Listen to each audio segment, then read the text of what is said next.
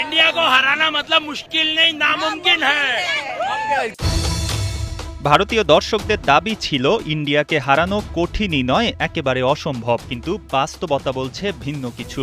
এখন ভারতের জন্য সেমিফাইনালে যাওয়া আদৌ কি সম্ভব?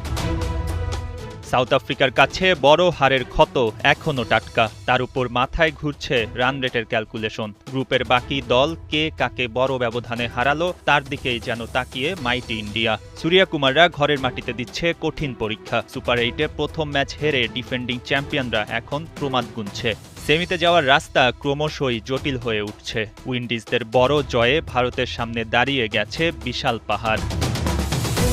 মুম্বাইয়ে শিমরন হেটমেয়ারদের এক একটা ছক্কা যেন ভারতের বুকেও কাঁপন ধরিয়েছে। 200 ছাড়িয়ে ওই টার্গেট 250 পৌঁছাতেও করেনি কার্পণ্য। জিম্বাবুয়ে এই রান চেস করতে গিয়ে 147-এ গুটিয়ে গেল। জয়ের মার্জিনটা 107 রানের, আর তাতেই ভারতীয় শিবিরে অনিশ্চয়তার কালো মেঘ। দুশ্চিন্তা কেনই বা করবে না ভারত? প্রোটিয়াদের কাছে হেরে গেছে 76 রানে। এখন আবার ওই প্রোটিয়াদের দিকেই নরম চোখে তাকাতে হবে। পরের ম্যাচগুলোতে জিম্বাবুয়ে আর ওয়েস্ট ইন্ডিজের বিপক্ষে সাউথ আফ্রিকার জয় ভারতকে দিতে পারে স্বস্তি, আর নিজেদের জয় তো নিশ্চিত করতেই হবে বাকি 2 ম্যাচে। তবেই মার্করামদের সঙ্গী হয়ে সেমিতে যাবে টিম ইন্ডিয়া। 1 নম্বর গ্রুপের পয়েন্ট টেবিলটা দেখতে বেশ নির্দয়। জিম্বাবুয়েকে হারিয়ে ওয়েস্ট ইন্ডিজের নেট রান রেট এখন 5.350। অবস্থানটা টেবিলের শীর্ষে। দ্বিতীয় অবস্থানে সাউথ আফ্রিকা, তাদের রান রেটটা 3.800। এদিকে 3-এ থাকা ভারতের রান রেট -3.800। বোঝাই যাচ্ছে সেমিতে যাওয়ার যুদ্ধটা বেশ কঠিন।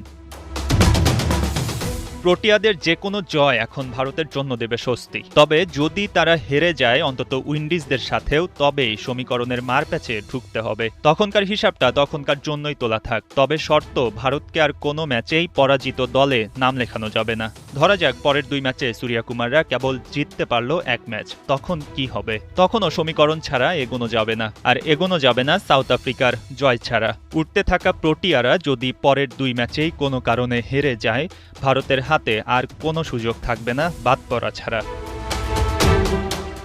এমন ট্রিকি সিচুয়েশনে কে কবে পড়তে চায়? তবে ঘরের মাটিতেই ভারত তা এড়াতে পারল না। টি-20 বিশ্বকাপ নিঃসন্দেহেই এখন জমে ক্ষীর। আনবিটেন দল নিয়ে সাজানো গ্রুপের ম্যাচগুলো সেই ক্ষীরে দিচ্ছে বাড়তি স্বাদ। বৃহস্পতিবার আহমেদাবাদে উইন্ডিজদের সাথে লড়বে সাউথ আফ্রিকা, আর চেন্নাইতে জিম্বাবুয়ের প্রতিপক্ষ ভারত। সেদিন অনেকটাই খোলাসা হবে কার ভাগ্য ঝুলছে কোথায়।